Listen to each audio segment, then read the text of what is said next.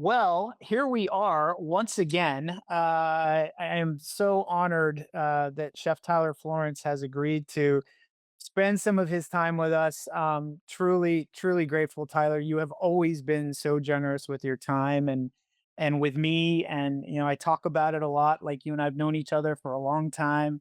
Long time, You've man. always long time, long time. You've always been somebody who has been there in the moments that I've really needed you most, whether it was new opportunities coming my way that I wanted help navigating or challenges that I was having. I'll never forget. I've said this story a million times, but I'll say it again just for the sake of prosperity here. I recall distinctly a conversation we had. I was standing outside of my first restaurant trying to navigate some things, and we must have talked for an hour. And yeah, I think in those moments, it really just it makes me recognize how grateful and lucky I am to have the network that I have, and it's made me recognize over the course of my career that is unique, and not everybody has those opportunities to be able to tap into the experts who have created amazing careers for themselves and amazing organizations.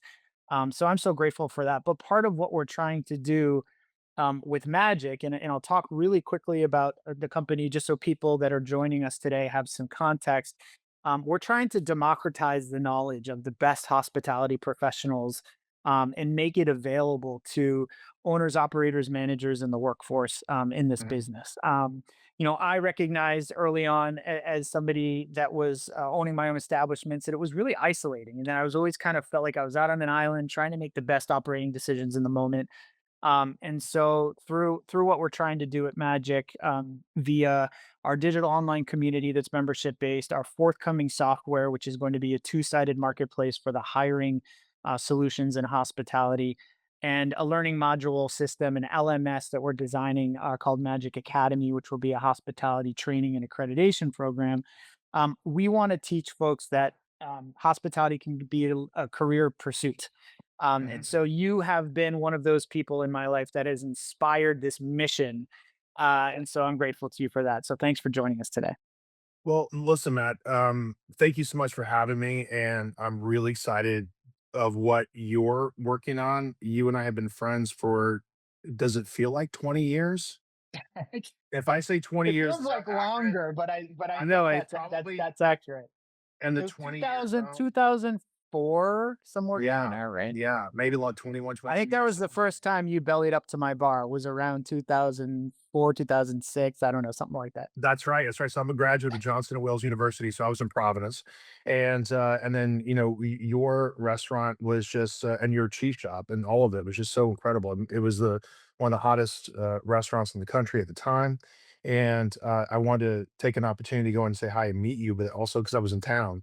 And then I just rolled in by myself. I sat at the bar. I think you fed me 8 courses, just crushed me, and I like a boss ate I licked the plate on all of them, and I that was the beginning of our friendship, and we've had a chance to communicate over the years and really touch base on a lot of things that you collect wisdom, and it's the difference between what I like to call like recipes versus kitchen wisdom. I think the nuts and bolts on how to run a restaurant, you just collect things by failing and then deciding that you're not going to do that anymore, and for every mile of road that you lay and you plow ahead and you push forward in your own career, no, there's 2 miles of ditch on either side of that. And so I think the best thing that we can do as professionals at this stage in our career is to truly set the standard on what the generation behind us will be facing, what their opportunities are, and how can we keep them out of the ditch. A thriving hospitality industry is the economy, is culture, is bright, accessible, vibrant city life. And I think we should try to take this next generation and turn them into not only the best chefs, but also the best hospitality professionals that the country's ever seen.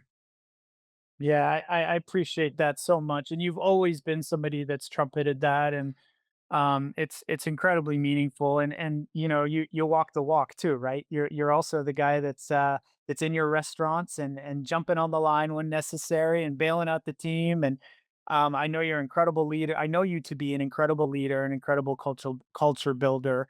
And so I'd love to kind of just kick us off by having you talk to me a little bit about what it means to be an operator in this day and age, because I think more than ever, restaurants are under the magnifying glass of being a really, really fucking difficult place to operate, right? Mhm, mhm, And that is by virtue of a million different things, but certainly right now there's a lot going on in the world. And we also are faced with growing inflation and rise of cost of goods and labor challenges and so many variables that make the business, harder than it's ever been. And we say that every year, right? Every year yeah. we're like, well, it's harder than last year.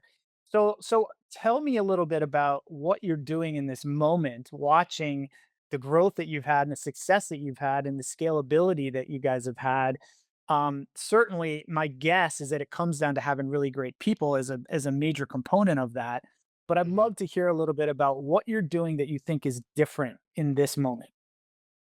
Well, I think 2 things could be true at the same time. I think you could be a realist, and I think you could be an optimist, and I think you have to be both. I think you have to have a solid understanding of, what the pitfalls of the economy look and feel like, and be prepared to pivot, and have experience under your belt of what pivoting in situations like that looks and feels like. Have a plan A, have a plan B, have a plan C, and then at the same time, I think you can be an optimist. I think you can look to, how things are starting to kind of change and your new connections and, new chefs that you're hiring and, new dishes and new progress and, new reviews. And so I think you could take these things and sort of stack them up on a small level and stack them up on a big level and kind of feel like you're making progress in both directions, understanding reality of what that looks like from an economic standpoint. And that's crazy. Like the Dow Jones Industrial Average crashed 480 points yesterday. The Japanese bond market has looked incredibly shaky.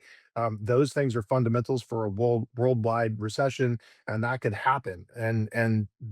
With the administration, threatening our European neighbors every 5 minutes, and you're seeing these big, huge decisions that are being made where Canada is not going to buy, fighter jets from America from Lockheed Martin. They're going to start buying from Sweden, and so and all that stuff starts to trickle down into what could be a very, very sketchy year in the hospitality industry, because we are entertainment, we are excess, we're extra, we're the things that people want to go do to celebrate. I remember, 2008, that was a horrible recession. 2018 was kind of a mini version of that. Then we had the pandemic. And so make no mistake, a general population can go hide under a blanket and eat soup for 2, 3 years and just leave a restaurant industry devastated. And it's happened a couple of times. So that's real, and we're keeping our eyes sharp and all that kind of stuff. We're, creating like really interesting partnerships. The tariffs are becoming kind of a problem, but we're pivoting in real time.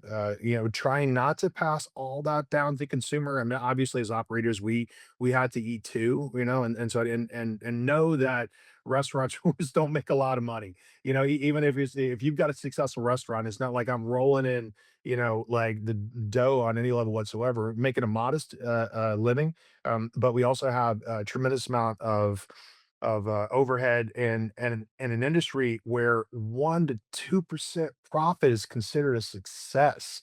Like if you handed a restaurant P&L to a tech investor and say, "Hey, I got this hot new thing," they're gonna look at you and go, "This is a joke. You're asking for $8, $10 million from an investment with a 1 to 2% profit margin flowing, less than 4% cash flow on the bottom line. It's gonna take me 5 years to make my money back, and then we're gonna."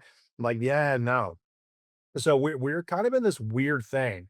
I was talking to somebody the other day about this, like, "Oh my god, you're such a great restaurateur and everything." I'm like, "This is all I know how to do, by the way." Like, I don't know, like, you take me out of a kitchen, I don't know, I can barely pump gas. I mean, like, I cook, I run restaurants, I think I'm good at television. We've been doing that for a long time too, and written a bunch of books, and we're in the professional chef world and all that kind of stuff. But honestly, like, I'm a business operator. I have financial planning meetings 2, 3 hours a week. We're always kind of making pivots and projections, and what are we going to do to, if we're going to take a risk on a new dish, it better work out on paper before we do anything else. And so we're making like really good progress on trying to be both an optimist and a realist, where the little things feel successful. Like last week, for example, we got 6 5-star reviews on Google. Right? Right, those little small things, we got 6 5-star reviews on Google, and we talked about those at lineup, and what's the difference between that table having a really, really great time, so much so that they wanna take, 20 minutes out of their night when they got home and tell the world about their wonderful experience. Let's try to do that more often, and at the same time, we're trying to figure out, like, how can we, control our COGS a little bit better this year, right? So we just, took our physical year starts in July, and so we're starting to kind of lay out our financial projection for 2026, and we're projecting flat. We're projecting flat. We're not projecting any kind of growth. We're projecting exactly what we did 24, 25, and then so 25, 20, 26, 27 is going to be a little more of the same. Now, and wink, wink. I'm trying to under promise and over deliver. I expect I'm doing that because our convention business is coming back really in a real strong way, but, Mm, I'm trying to be a realist with what we're doing and not being an optimist, to the point where, you on paper at the end of the year, you go, "Okay, you didn't hit your budget," right? And so, yeah. there's lots of back and forth like that we wrestle with every single day, but at the end of the day, we provide an excellent hospitality experience. We were just named, out of the 101 top steakhouses in North America, we came in at number 5, first I year on the saw that. list. First year on the list, and we were and listen, if we came in 50, I think we would be really excited about that. But to come in at number 5, making a real statement in the steak space, a real statement in the world of, great restaurants, it meant a lot to our partners, it meant a lot to, future conversations for restaurants that we're having. So those are the things we're going after, trying to carve out small, little, tiny wins that could stack up to future opportunity, and then on the backside, we're trying to protect the margins as much as we possibly can, and we're trying to be a really, really good partner and make sure that we're producing profit for the people that invest in our businesses. Yeah, and earlier when you were saying this is all I know how to do, I'm just a chef, etc. Obviously, not giving yourself nearly enough credit. If I look at the kind of funnel of the Tyler Florence group, as it kind of it heads down towards the ground, one of the things that I think you do incredibly well is that you're super connected to community. And I'd love you to talk to us a little bit about that significance and that importance that your connection to community has, when it comes to thinking about the next space that you're going to open, or, the considerations that it has for staffing, right? Those things really matter when you're a community minded business. And it's something that your group really takes to heart. Thank you for that. Philanthropic having a real strong philanthropic opportunity is crucial to the success of a great restaurant because you have to project your view, your greater view of the world, and you don't have to wear it on your sleeve all the time. I'm not saying that because like sometimes I see chefs that are like kind of like overly political or overly like stay focused on what you're doing, right? Let people who are coming to your restaurant, they can make their own decisions. It's like they're not trying to be too capitalistic about it, but their money's green. Like where they get the news from is none of my business. Like we love everybody. We serve all. We do have like real clear opinions on how the world works, but we just don't like overly wear it on our sleeve all the time, right? And I think from a civic standpoint, I think you do have to project. What you do have to project is like, I love the city that I'm working in.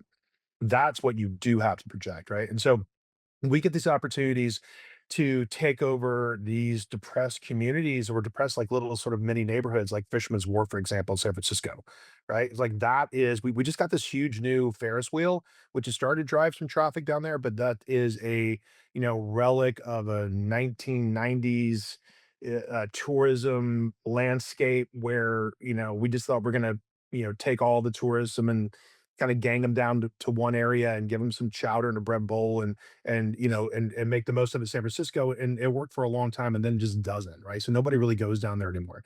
So there's an opportunity for us to take a look at that as an opportunity to say, okay, how can we reinvigorate that part of San Francisco, which has an iconic culinary point of view, and really turn that into La Boqueria in Barcelona and turn that into something that's like an open air crazy fish market with lots of stalls and a couple of really good restaurants and kind of think about it from a large macro perspective on how that little community can be amazing inside of city San Francisco and provide jobs. And so we're part of what I like to call the custodial generation of the city of San Francisco, and we want to leave it in a better place, in a better position than we found it. And that doesn't mean reinventing, that means just dusting off the history that's already there, and really leaning into that and what we're known for. And San Francisco knows how to throw a party. We know how to roll out the red carpet. We are known for our hospitality. We stand on the shoulders of giants. Alice Waters and Jeremiah Tower and the amazing chefs that have kind of come through the great city of San Francisco. And so it's our job now that we're carrying the torch for the city. This is our era. And so I think it's our opportunity now to really hit the gas with some of these really amazing perspectives. Right. And so, we donate our time to Glide in the city of San Francisco, which is an amazing shelter. So we donate a lot of our time there. We donate a lot of our time with the San Francisco Marin Food Bank. I was a veteran board member. I was on the board there for 10 years. And so we're trying to kind of create this like holistic 360 view of the community that we live in, because I think it's really important that if you're going to be in business in the city and ask people to come support your business, you have to make them feel really wonderful about supporting you because you support the city. And so everything that we do, all these opportunities that we take a look at, it's not just go, okay, can we make some money here? How can we reinvent and reinvigorate the city of San Francisco in a way that feels uh,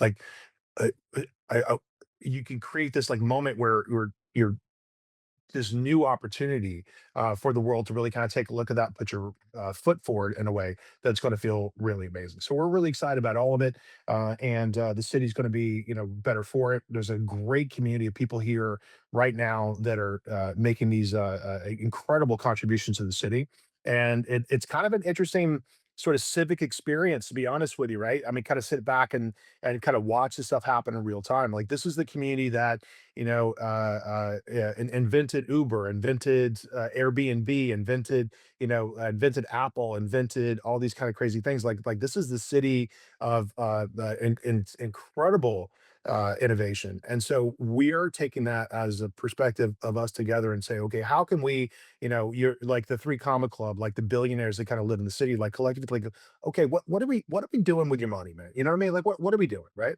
Can we make a contribution to the city of San Francisco? Of course, you're gonna make a capital back, but like, can we make a difference too at the same time?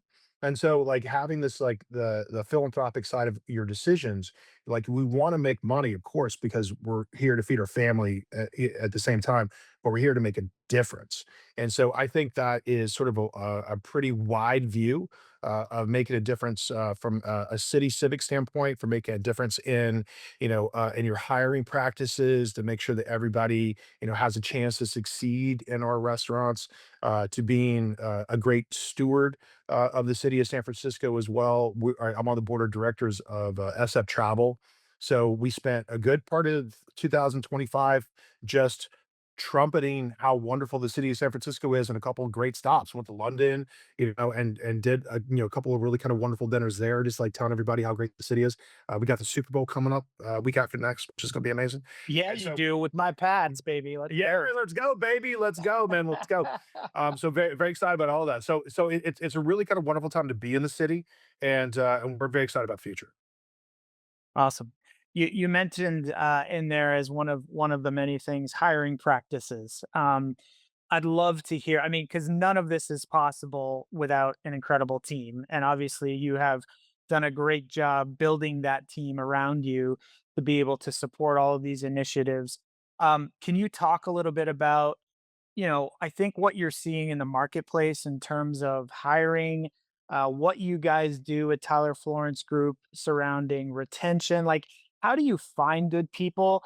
How do you bring them in and give them the upskilling tools to want to be able to stay and grow with you? And what does that look like right now in 2026? I think opening up a few restaurants in a city where you operate in is a really great, successful retention model, because you end up in this place where you could suck up a lot of the talent inside your corporation. Like if you have 2 or 3 restaurants inside your city, you can hire a few different managers and you can move them around. You can hire a few different chefs and you can move them around. You can have a great legion of service staff and a legion of back of the house staff that you can bounce from place to place to place. So if if you're, one of your captains puts in their notice, or one of your general managers says, I've got this new opportunity in Portland, I want to move next week, and or a month from now, and so you just shake their hand, you give them a big hug, you wish them well, and then you just move up somebody who's ready for that particular opportunity. And so we're trying our hardest to do that really well. We have Wayfair Tavern in San Francisco, and we also have Miller and Lux. And then our new sister restaurant so that just opened 2 years ago in Hawaii. We're at the Four Seasons Halal, and that's a really great offshoot for our talent. We've moved a handful of chefs and a handful of sommeliers and front of the house managers to Hawaii that really wanted to go and celebrate that journey with us, and that's been really successful too. So I think if you have one restaurant, I think you sometimes have a really hard time kind of trying to find that 6% margin at the bottom line where you can, or 2% or 3%, whatever you decide to live off of, right? And then at the same time, you sort of give yourself a ceiling where there may or may not be like real growth inside your business, inside your corporation, right? But if you have like 2 or 3 businesses, then you can hire and you can pivot and you can, like a chessboard, you can move your people around where they feel successful and they feel like they're part of the big team, because honestly they are. And then you can, take a good sous chef, you got your eye on this good sous chef in this other property that you have, and the next time you've got a chef de cuisine position opening up and, the mothership, and they're ready for the challenge, then you can just kinda slide them over, and everybody kinda feels like they're heard, and it kinda feels like they're very successful. And so I think that is a really good model to take a look at. Now that's how we maintain success, right? How we capture success in the first place is to make sure that we hire really well. We hire really, really well. So we have full-time HR internally inside our corporation. We have a few consultants that we work with from time to time if we have sort of like a bigger issue that can percolate from time to time. But I think for by and large, we manage.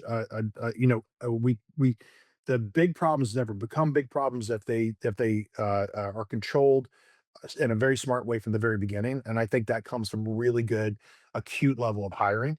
And so we don't really advertise, we don't really post, because I for a couple of things, and everybody has their own angle on this.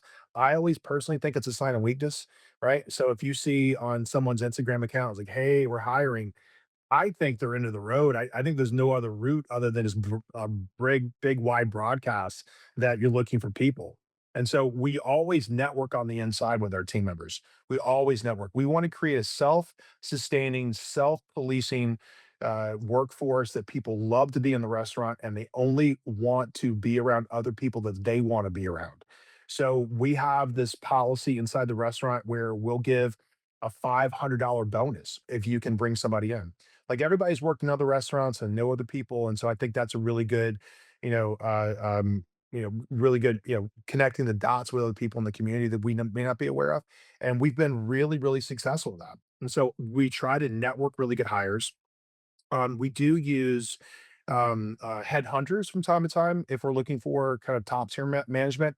Now, this almost kind of seems like this new phenomenon that I think everybody should be incredibly leery of, is headhunters that don't do their homework and really present employees who aren't up to the position. Can I tell you a horror story real fast on this? Yeah. We got catfished about a month ago. So this headhunting agency presented a executive chef position for Miller and Lux in the city of San Francisco. I'm telling you this. I know this is going to go out wide, but I think this is a really good cautionary tale. Okay, Okay. so That's great. the this executive chef was presented to Miller and Lux as an executive chef, chef candidate, right? And I'm not gonna go into too much of the details, but on her resume, she was the executive chef of a very famous restaurant in New York City, and she said that she was the chef there for 6 years, okay? Now, I don't live in New York City. I haven't lived there in 17 years, so I'm not like on the ground, although I know the owners of those particular restaurants and I know the corporate chefs of those particular restaurants, but I kind of took it at face value, right? And so her particular Instagram account kind of matched up with her resume and said that she was moving back to the West Coast and she wanted to be close to her parents and whatever it was, and it kind of felt like a really good opportunity. And our corporate chef had 2 meetings with her, and he said, "Dude, she is legit. I'm so excited about her. I think this is really, really amazing." And then, the 3rd meeting, I hopped on a Zoom call with her, and I started to talk to her about all this kinda stuff, and she was in a very interesting way, she wasn't very forthcoming with a lot of chatter. It was all like, "Oh, yes, chef, we can't wait. This is gonna be very exciting. I'm looking forward to," and blah, blah, blah, and I'm like, "We would love for you and your family to come in for dinner so you can kind of feel our experience and we kind of understand what the restaurant's like. And chef, we can't wait to have you. And looking forward to you joining the company. I think this is going to be real exciting." Now, our corporate chef did a little bit of sleuthing and kind of went through the restaurant's Instagram account, and he just thought it was kind of suspicious that this very famous restaurant in New York City had no images of her whatsoever anywhere. And if you go through their, cells on Instagram, they always promoted and talked about everybody. This is our check out, let me introduce you to the server, or this captain, or this sommelier, or this whatever it is. And like not one picture of the executive chef and this 6 year block. Oh, then I ended up I started texting and I kind of picked up the phone and I talked to the owner of the restaurant who I'm decent friends with, and then the corporate chef, and then they wrote us back and said, "We have no recollection of this person whatsoever. We have no history of her working with us. There's no Oh my information gosh. whatsoever." So now to me, if that happened to us out of the blue, shame on me. But this came through a headhunting agency, and it's their position to make sure that they're And check the pre-vetting. references. Yeah. Don't check, because this is what you're charging us for. This is what you're charging us for. And then you're gonna present somebody to be executive chef in my restaurant, and they're falsifying information on their resume, saying that they worked at this like world famous restaurant in New York City. How and you're gonna embarrass me by making me call this person to double check your work. And so and that is starting to percolate and become a problem where headhunting agencies are kind of losing their trustworthiness, and not because it's their position, because they Mm, want to get people placed. Like they're gonna make money if they end up placing people, but they're not doing their homework and making sure that they're only dealing with reputable associates that are really mhm. going to be successful in the future. And it's happened a couple of times. We had this other captain who started with us, and then he started with us for a couple of like it was like 3 weeks, and then he had this like emergency and said I gotta go, and it was like a family thing. And dealing with so many people in the restaurant industry, I'm like, dude, just get it sorted out and call us back, whatever it is. And then he came back about a couple weeks later, and then it was just like this antagonist, kind of an angry dude. We got him off the floor as fast as possible, but then we went back through his resume, who came from a headhunting agency, and we started back calling references, and all these people in a very professional legal way said that he wouldn't have been eligible for rehire in the company, which is code for, yeah, nah, no, we're not doing this, Yeah. right? And Yeah. so Yeah. let it be a cautionary tale to everybody out there, every operator. If you're hiring through a headhunting agencies, it's up to you to confirm and verify that these people are legit and they are who they say they are, and they've got reputable credentials on their resume. Because in this day and age, and it's happened a handful of times with us, because we were always hiring, that it's this weird thing that they're not to be trusted, or they're only to be trusted at face value. Well, not Cautionary for tale. nothing, but yeah, it's incredible, and I'm sorry you went through that. Not for nothing, it almost kind of gives a little bit of gravity to the need in the marketplace for a digital algorithm-based matching hiring platform. Wouldn't it be nice if you had the chance to connect with folks directly in your area who were seeking jobs? Hint, hint, nod, nod, wink, wink. Yeah, Ma- exactly. And so magic, and then this restaurant, I magic think, yeah, is coming, right? yeah, it's a really good opportunity for magic because of the system's broken, right? Like, how do you find Yeah, people? yeah. The system's kind of broken, right? And so I think if we can figure out how to hire better and have better systems where we can find each other, because even in like because we usually go through Indeed, and Indeed is kind of like this public marketplace, right? And It's if you everything for everyone, right? That's what we say. And if you're everything for everyone, you're no one to no, you're nothing for no one, right? and the most important thing, like if let's just say you're an executive chef and you it's time for you to market yourself out in the industry, right? We're gonna flip potatoes. Right now, I'm the chef and I work for a restaurant. So if I want to go market myself in the industry, and then the only place I have is to publicly post my resume on Indeed, know that my employer and the HR the department inside my is going to see that, and so That's now exactly you're kind right. of in this That's weird, exactly right. distrusting thing. I'm like, "Chef, we happen to bump into we saw your resume posted on Indeed. Like, are you happy? Is everything cool? Like, how could we work that out?" And I think there should be like better, smarter ways for people to figure out how they can communicate, do it on the down low, where it feels like, I'm not being disruptive. Because if you're just like, not that you're unhappy with your current employment situation, but let's just say you want to go test the waters and just kind of see what's That's out right. there. So anyway, That's I right. think there's got to be better Well, opportunities and better ways for people to be able to do that kind of stuff. Well, not to toot our own horn, but stay tuned. Magic is delivering a really disruptive tool to assist with precisely that, and that we're really excited about it starting next month. So, Yeah. before I want to stop real quick and just acknowledge the fact that we have folks from the community here today, community members that are in the Magic community at magic.ai. We have some folks from the Magic. Workforce on our side, our team that are here in the chat today that are going to drop a link in there in the chat for those folks who are outside of the community that have joined us for this conversation today. To quickly sign up, it is all free and accessible to owners, operators, managers of hospitality to go in there and poke around and check things out. Um, and then I want to talk about the next thing in my mind that really helps an organization like yours is systems. And Mhm. we've talked a lot about systems before. I know you to be a systems guy. I know Matt to be a systems guy. For those people who haven't experienced a Tyler Florence restaurant or a Tyler Florence event, the devil is in the details. I can't tell you how much attention gets paid to the details in Tyler's restaurants. I would love to talk real quickly about like the most valuable systems that you guys have identified within your organization. Well, it is harder to be consistent than it is to be creative. It's harder to be consistent than it is to be creative. And the difference between a restaurant that is successful and one that is not successful is consistency across the board. The how The most important thing, right? the most important thing, like how warm is the receptionist when you make a phone call to book a reservation? How easy is your online reservation system? When you are greeted, how warm and friendly do they welcome you into the restaurant? How cold and perfectly balanced is your martini? Is the temperature of my $275 steak? Is it medium rare or is it medium well plus, bro?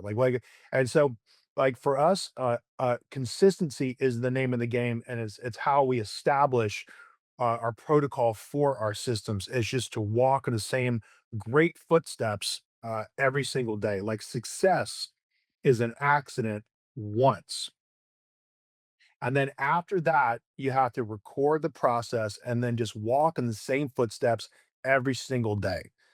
And so when we all the details, when we train on our service staff on how to make Caesar salad, there's a very particular process on because they go from a food runner to a back waiter. And then when they go from a food runner to the back waiter, then they have to get what we call Caesar certified as one of our signature dishes, right? And so that's got to be a really consistent experience. So they have to make it Wow. in front of me in less than 5 minutes. They got to make it in front of me in less than 5 minutes, right? They have to know the spiel, they have to know exactly what they're talking about because like if it's your day off and somebody else is coming in, it's got to be a consistent Caesar salad every single time in San Francisco and in Hawaii. right? And so those systems for us, I think, are incredibly important. Our buying power with our proteins, right? So we have Allen Brothers. You know, it's taken us about 3.5 years to get to the point where we are very, very consistent with our steak program, and it scales.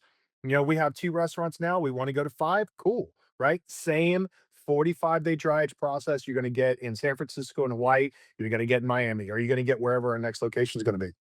And so those things for me, I think if you want to just if you're building systems, if you're thinking about your system, just kind of break it down to the service points, right? There's front of house, there's back of the house. Okay, so what does that mean? There's scheduling, that's got to be really consistent. There's got to be, there's got to be when payroll, that's got to be really consistent, and the service has got to be really consistent. The food quality's got to be really consistent. So I would say if you're building a system or building systems inside your restaurant, just take the one word consistency and start to really transform everything. Like, is it as good today as it's going to be tomorrow, as it's going to be next week? When those guests come back into town for their next anniversary, is next year's experience going to be as good as it was last night when they gave you that 5-star review? You know, is it going to be as good? Or if it's not as good as it used to be, then that mindset is how you slowly unplug the drain and let the water run out of your company if you're inconsistent. Now, life is life, and it's hard to bat 1,000 every single day. And we celebrate our big reviews as much as we calm through people that kind of fortunately kind of walked out of the restaurant and were disappointed. Like if we get a 3-star review, and if we deserved it, we'll own it. We'll call them back right away. We'll buy them dinner again.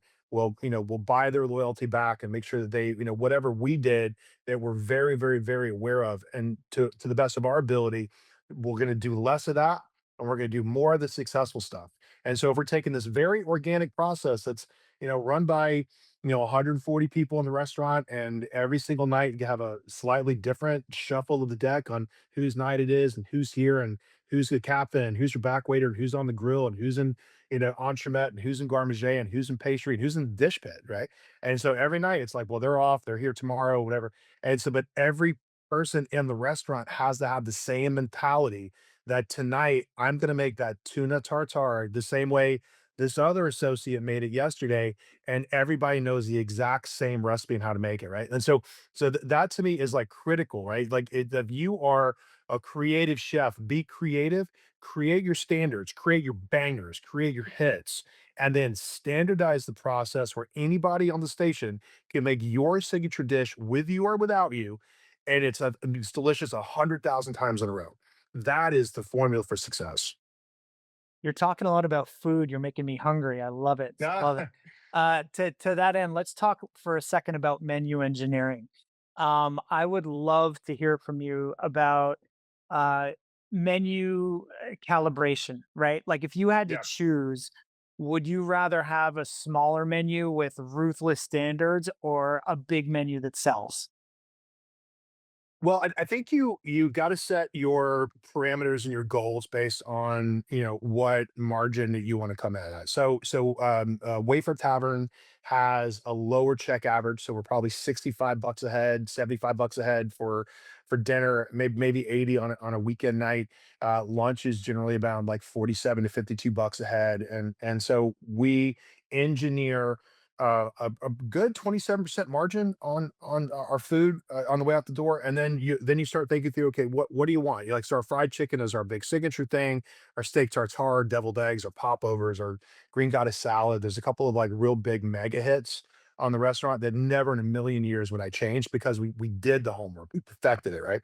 Then the rest of the menu is probably about 7 or 8 dishes that kind of tiptoe into seasonality. So we go, okay, always have a foot into spring and always have a foot into like the next season. So we can start to kind of like, and those are generally our fresh Instagram moments.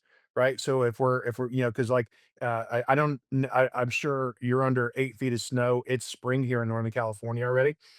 So we're going to start getting ramps, and we're going to start getting morels. We're going to Oh, don't stuff tell me start, that. dude. I have miner's lettuce in my yard that's starting to sprout up, and Oh, it's already starting to happen. Those things for me, like, I wanna celebrate it, right? I mean, it's like Dungeness crab season, so we just put 2 really just bangers on the menu, and it's coming in at $7 a pound. After you shell it, it's about $30 a pound, but we're still getting delivering a really good value for what it is. We have a risotto and we have a crab cocktail on the menu, which is really great. So I think the first thing you want to do is you want to establish, okay, what's my profit target? Okay. Like you want to like where am I targeting? Because you don't want to be surprised or be a victim. You want to engineer it for its success based on what you're modeling. Okay.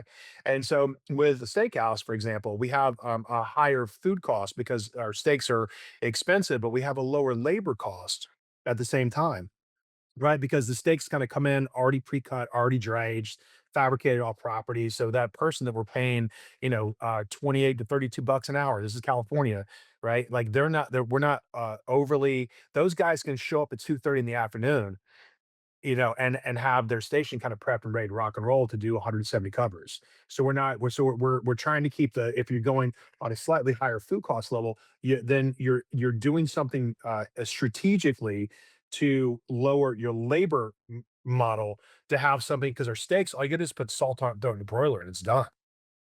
Yeah. I mean, so Yeah. it doesn't require a bunch of labor.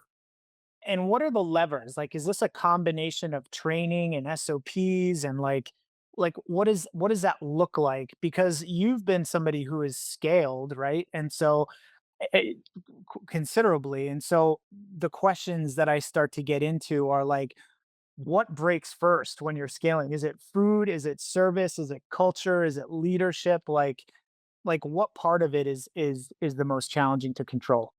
Well, the most challenging to control is your COGS, right? And so your cost of goods and your labor, like because those will bloom out of control before you even know it. And so we have like really great controls on our labor model. Like we have a daily labor allowance inside the back of the house specifically because that can has a tendency to kind of run over pretty quickly. Where our sous chefs are very very aware of how much money you can spend today, right? And so just you can't spend any more money than that. And so we'll engineer that. And then there's anomalies like, we're at the Chase Center. So on, game days when the Golden State Warriors are hosting the Los Angeles Lakers, it's all hands. We're not concerned about labor. Because we're going to do 200 covers and we want to make sure everyone's got a fabulous experience. And then other nights we're a little more sensitive to it. So it's like this kind of delicate tap the gas, tap the brakes thing that you just kind of do every single day. And we have a food allowance and a labor allowance that we kind of give the back of the house and this is what you can spend. Our target this week, based on our sales projection, is going to be this particular labor number and this particular food cost number. So you got to hit it, right? And so we're not we don't do specials because I think that's a killer, right? That's a food cost killer right there because if you're buying food to make a special, you're not selling the food that you already bought. So it's a dumb move. Don't do it, right? Specials are stupid, Mhm. right? Like don't fall in that trap. Like control your ADD, control your like your monkey mind on like, get it. If you want to cook, chef, cook in a notebook first, right? It's like, write your idea down. Yeah, I don't need to see everything that you're thinking about because it's gonna blow our budget out, right? Like you're not gonna I don't want to roll in and go, chef, I got these like 7 pounds of like hand harvested Nantucket scallops and I'm gonna do something crazy with it. Like, no, you're not. No, you're not. Why Is that because it's not repeatable? Is that what you're saying?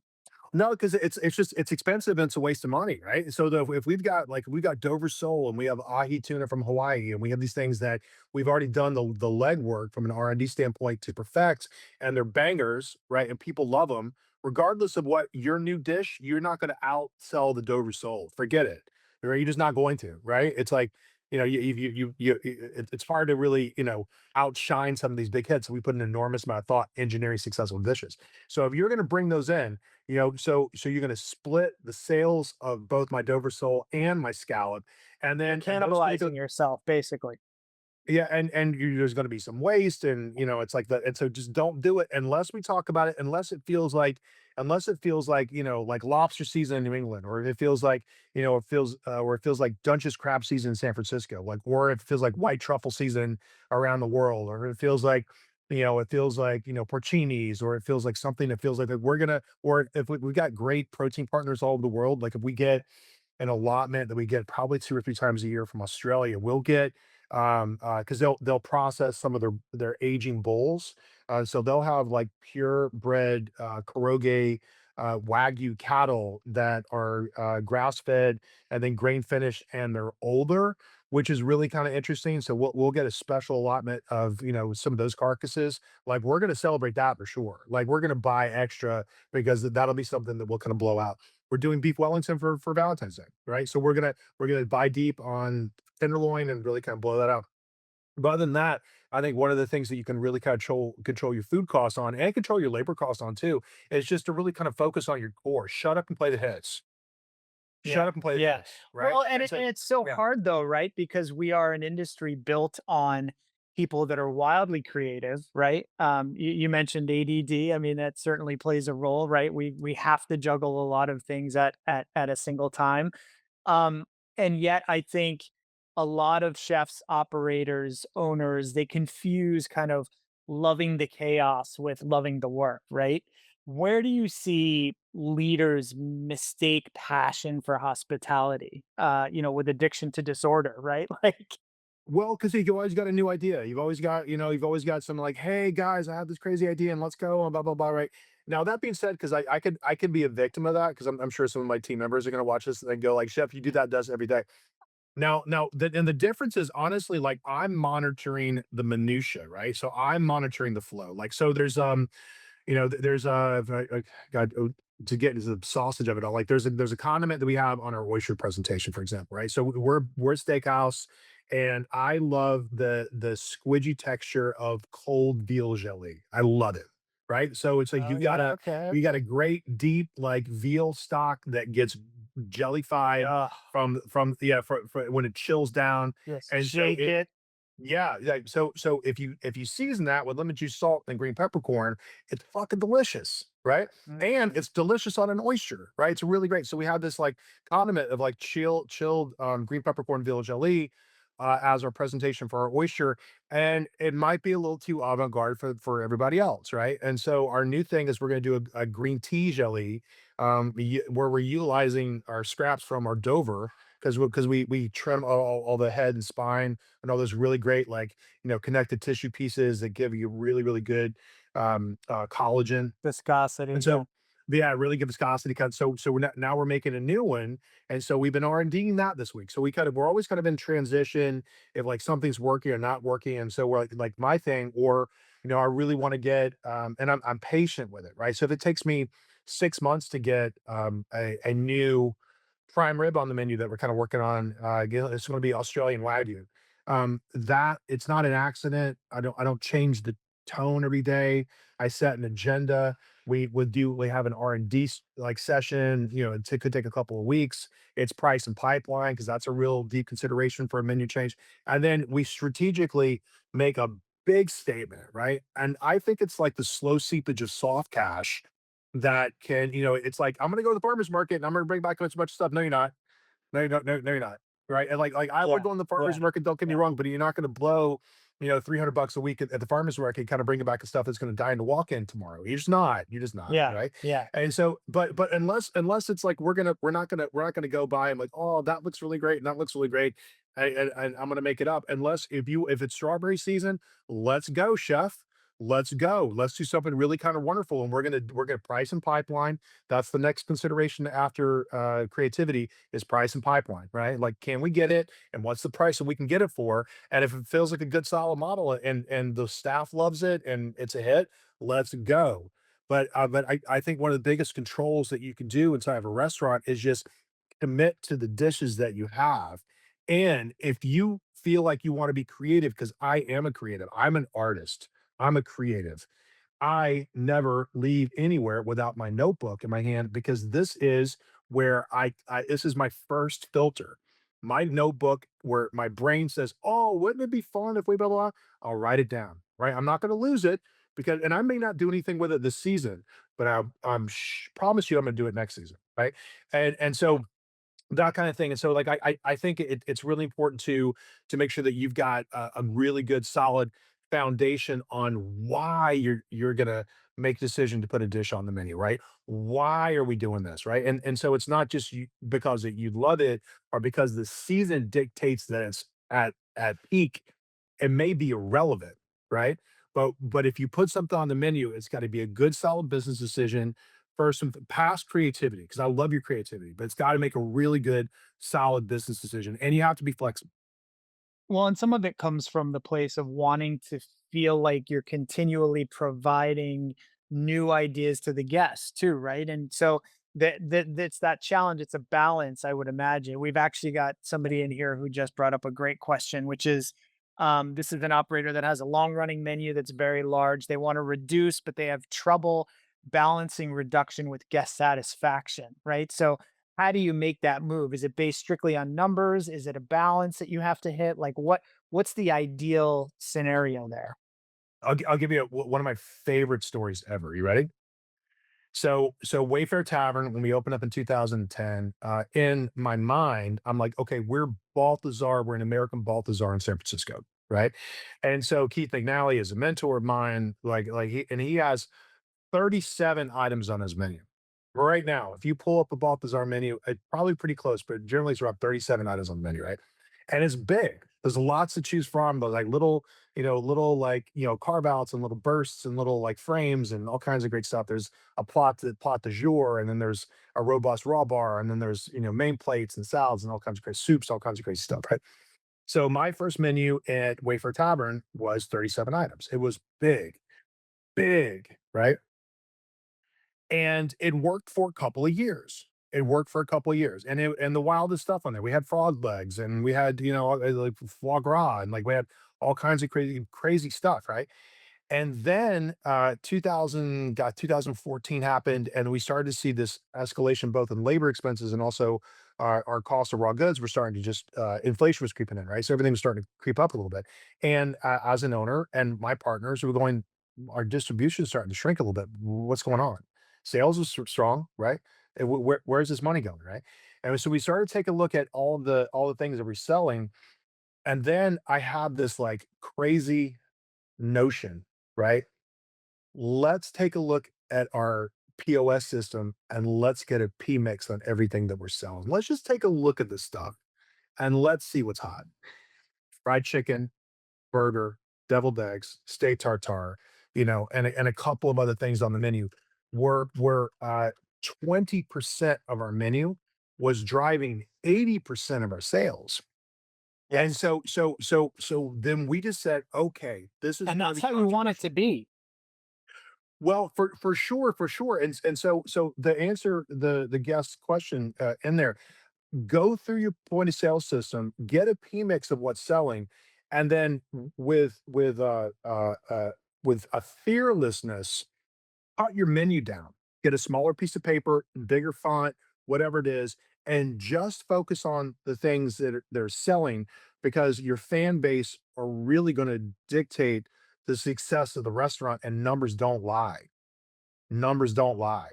So you're gonna do yourself a favor. You're gonna have a bigger budget to buy fewer better things, right? So all of a sudden, if you're trimming, all of your dishes down, that is in a distant end of the list compared to your big bangers. Now you're gonna have more money to afford a better quality tuna, right? You're gonna have more money to afford, instead of going 21-day dry age, you can go 28-day dry age, right? Or 32 dry age, right? Like, so you're gonna have these like extra buckets of money to upgrade the things that people like anyway, to really extend the guest experience so they like it even more. And so that would be my answer to that question. Just don't be afraid to trim and cut. If it was, last year's good idea, and it's just not working anymore for whatever reason, just trim it out, reprint the menu, because you're only locked into that. You're locked into a piece of paper. It's got to be Yeah. on brand, right? But you're locked into a piece of paper. So I went from 37 items to 15 items. Wow. Cut it in That's half. substantial. Yeah. Cut it in half. And also a couple of like new bells and whistles that came out of that, right? So because the menu was smaller, you're gonna fucking love this, right? Because the menu was smaller, people could read the menu quicker, and they could get their orders into the kitchen faster, and we could turn the tables quicker. Yep. So when guests Yep. walk in the door, they'll meet their party at the front door at the host stand, like, "Oh my God, so good to see you. How's the family? How's the kids? I'm so excited for this. Yeah, I've heard so much about this restaurant. Let's get down." And then they get handed this massive piece of paper with 1,000 words on it that they got to sit there and decipher. And there's a front page, there's the back page, and there's and, like there's a cocktail list and drink list, and like all kinds of crazy stuff. These rabbit holes that now they're not focused on the reason they're there in the first place, and that's to catch up with their friends, right? Yep. They're Yep. or their business associates. Now they get lost in all your words, right? All Yep. your all Yep. your all your culinary terminology. They gotta get like, what the hell does that mean? What's that mean? Like, you know what that is? What does that mean, right? And they get lost in all this kind of stuff, and and then the server will come by and say, "Hi, just want to come by. You guys got any questions about the menu?" I'm like, "Oh my god, yeah. Can you give us 5 more minutes?" Crushes the Right. kitchen. Right. Right. Crushes the kitchen. Right. So if you have a shorter menu, then they can go say, "Oh, we got to get this, we got to get that. You guys are good. Boom, let's go. Anyway, how are Yep. you?" Right? Yeah. And they get back Yeah. to the conversation as fast as they possibly can, and then the food will start to roll out, and you're gonna have a bigger budget for the fewer better things. You're gonna shut up and play the hits, chef. Just shut up and play the Yeah. hits. Like that's Yeah. what you're good for, man. Yeah. That's where our heart's at. Like you invented that banger, get it to them, right? And make it sure it's like so you're gonna the kitchen's gonna increase exponentially because you're gonna have more hands on fewer better things. So then your technique is gonna go through the roof, right? You just do fewer better dishes, chef, and then watch your profits grow. Watch your 5-star reviews climb. Watch your profits start to roll in, and not waste your time on again every single crazy thing you're thinking about because it's not like sometimes like it sounds great, right? It sounds great until you just have to look at your labor numbers, right? And then you look at the sales associated with that really good idea, and it's just not working, chef. So we're gonna cut that out, right? And we're gonna start doing fewer, better things, and we're gonna focus on a business. Yep, yep. That and another thing that you mentioned, which is something that I preach to my private practice clients all the time, which is contribution margin. If you are not focused on those menu items that are providing you the best contribution margin and making sure that those things are hitting every single table, you are leaving money out there for sure. I told of restaurants that have, maybe they make a homemade focaccia, right? And it takes one cook, an hour to make that, and they sell that all night long, and it's, costs you 36 cents a slice and you're charging, 6 or 8 bucks for a side of focaccia. Like if that focaccia is not on every single order, there's Right. something wrong, right? And also create a new course, right? So we have this A5 shareable hot appetizer, which is really nice. So we get a wonderful A5 Japan from either Miyazaki or Hokkaido or Kobe. It's like it kind of waffles between the prefectures that we get it in from, but it's always really, really great. And so we have this like really beautiful silver sambone tray with this gorgeous like copper dish with this really big hot rock that gets to like 600 degrees, and then it's got this beautiful accoutrement. Yeah, it's like a shallot XO. It has a little gem lettuce lined with a shiso leaf, and everybody gets like chopsticks that are Brandon Miller and Lux. And so the service staff loves it because it's 69 bucks a head. Yep. So everybody can have 2 ounces, right? And so it's a shared experience that everybody loves, and that's in between raw bar and Caesar. It's in between Caesar and the entrees, whatever it is, right? Yeah. So you kinda create this, Yeah. like, another course, and it's another reason to drop, a really good r profit generator, which is really amazing. Another thing that I think is really great too is having a couple of things that we've stumbled into, a few really good successes that are, like, off the menu, but always available, are lobster risotto, right? And, one of our, Donaldo, one of our team members in the kitchen, like, literally makes the risotto so good, it'll make you cry, and it's so delicious. He whips in, he folds in like whipped creme fresh, so it's like moussey All right right. at the very end. It's so good, and he makes it with lobster stock, and it's like so Donaldo was like, "Chef, let me make you my risotto." It blew my mind.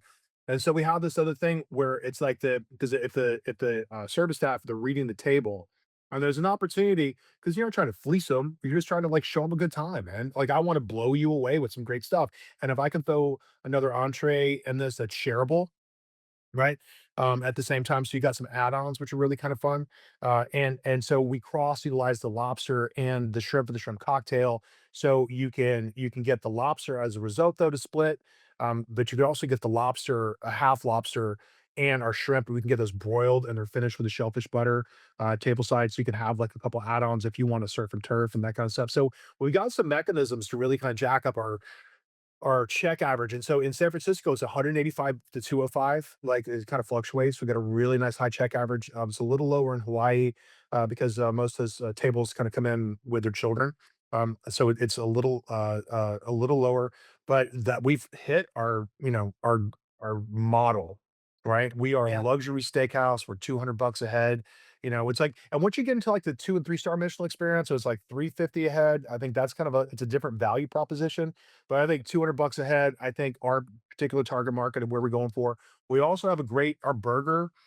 The Michelin guide said it was one of the 5 best burgers in the state of California. That's 27 bucks, right? So you can Yeah. still roll in I and get believe it. like and get a banger like Miller Lux experience that you'll just love without feeling like you got to spend a bunch of money. Our fillets are really good value too. And so I love it. so Love it. we got a pretty good range on it, and but I think to answer your guest question, and it's just like really focus on your point of sale system, and if it's not working, get rid of it, right? And really kind of focus on Yep. what is working, and don't be afraid to shorten your menu. Kill the dogs, baby. Kill the dogs. We've only got a couple minutes left. I want to make sure that everybody knows that the chat's open. So if you've got questions, please send them our way here quickly, so we can get Chef Tyler off to his next thing. I also want to mention to those folks that are not community members, our team has dropped in the community link directly in the chat. So go ahead and sign in, sign up, check it out. I think you'll find a lot more value and more of these sorts of conversations inside Magic. Chef, with some of our remaining time, I'd love you to leave us with just some awesome inspiration. No doubt there are owners, operators, managers out there right now that are feeling underwater, are feeling the pressures. I'd love you to just kind of lead us into the weekend with some good vibes and some good feelings and some optimism about things that they can focus on right now that are going to make a difference in their business. I think focusing on what we call hand-to-hand hospitality combat, right? And so you're gonna win every single day by making sure every single table is a hit. And so, it's like reading the room, it's celebrating their anniversaries, it's celebrating their birthdays with them, feeling honored that they chose us to celebrate their big night with and rise to the occasion. Rise to the occasion and be that leader that your staff feels so comfortable and drawn to. Like they want to follow you because you know what you're talking about. You're a great operator, you're a great leader, you're successful. Now, success can come in a lot of different stages in life, but I think if you feel like you can walk out with your head held high tonight and you had a slightly higher check average than you had last night, that's a win. You know what I mean? Like you walked out and people just like loved and the restaurant and they posted on Instagram and you reposted too. Like those things are really great. Following up with people always feels really wonderful. Like, hey, I would just want to write you back and ask you how dinner was last night. Like, oh my God, can I tell you how wonderful everything was? Like, so you kind of create that self-basing mechanism for success by being and completely involved in the table experience. Every single table, every single night, and train your staff to do the same thing. Right. And so I think that's a really great way to just like celebrate, like the small things because like sometimes you like the bills will show up or it's payroll, whatever it is, and kind of have those stressful moments. You're gonna get through it. You're gonna get through it. Like whatever feels awful, it's probably not as bad as you think it is. Right. And your success is going to come from you really just determining what the next best decision is going to be. The next best decision. Okay. And I wish everybody success. Listen, let's do this again because we could break this up into chapters. We could talk about Totally. We could go forever. structure. That's the beauty Yeah, of these conversations with you. I yeah. feel like we never have enough time. For those folks that are on here, if you love this conversation, drop a heart in the chat. Make sure you check out Magic. We've got a lot that is in progress and that we're working on for you, including our existing digital community right now with over 1,000 members worldwide. Our forthcoming two-sided marketplace for hiring and hospitality, which is dropping next month, and our learning module training and accreditation system for hospitality pros, which is on the way.